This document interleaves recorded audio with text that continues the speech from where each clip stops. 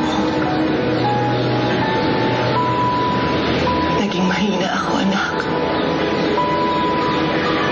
Nagkamali si Papa. Hindi ko po kayo naiintindihan, Mama. Masyado ka pang bata para maintindihan ang lahat sa ngayon. Pero pagdating ng panahon na maintindihan mo na ang lahat, sana mapatawad mo kami ng Papa mo. Hindi naman po ko nagpapalit sa inyo eh. Sobra-sobra na nga pong pagmamahal sa amin ni Bendita. Kaya na ganito po. Pakiramdam ko po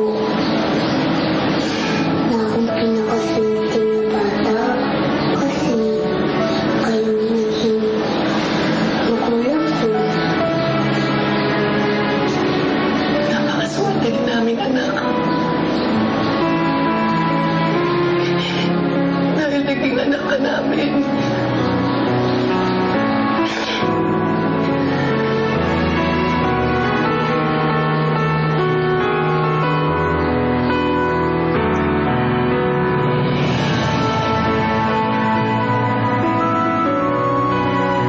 Oh, Mercedes.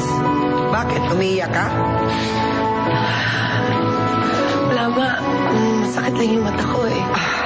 Mercedes, come on. You can't fool me. Kitang-kita ko, umiiyak ka. Bakit? Ma, kung unsa may problema ni Marshall, hayaan mo na lang kaming umayos nun. Unya, unsa man. Naibawaan na nimo ang kabuang gibuhat sa asawa nimo. You have to tell me, I'm your mother. Ma, kung unsa may problema naman ni Marshall, hayaan mo na lang kaming umayos nun.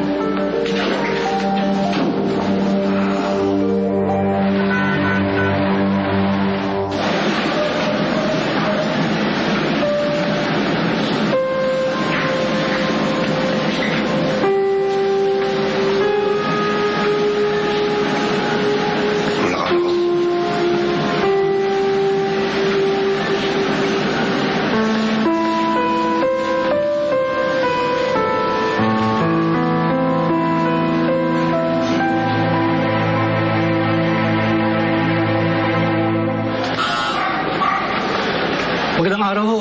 Dito ho ba nakatira si Dr. Marshall Christie? Ako yan, bakit? Galing po ako sa bagong show na Kalingang Bayani.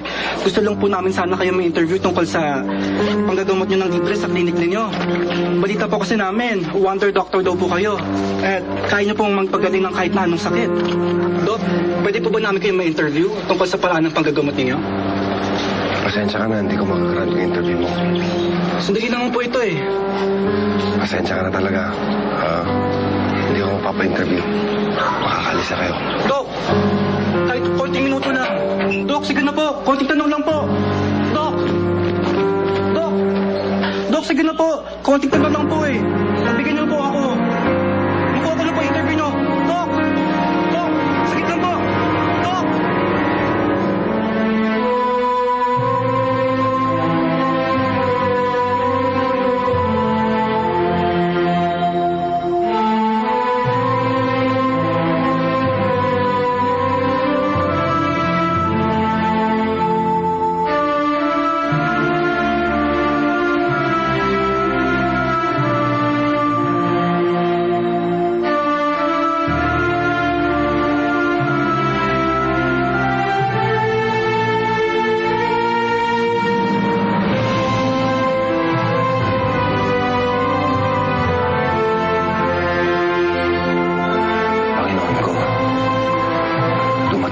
kinakatakutan ko. Nalaman na ni Mercedes ang ginawa ko. At ngayon po, pati pagsasama namin naapekto na. Alam ko pong mali ang ginawa ko. At sana po mapatawad niyo rin ako. Pero isa lang po ang hinihingi ko. Ilayo niyo po ang pamilya ko sa kung anumang klaseng kapahamakan. Huwag niyo pong hayaan na madamay sila sa kasalanan ko.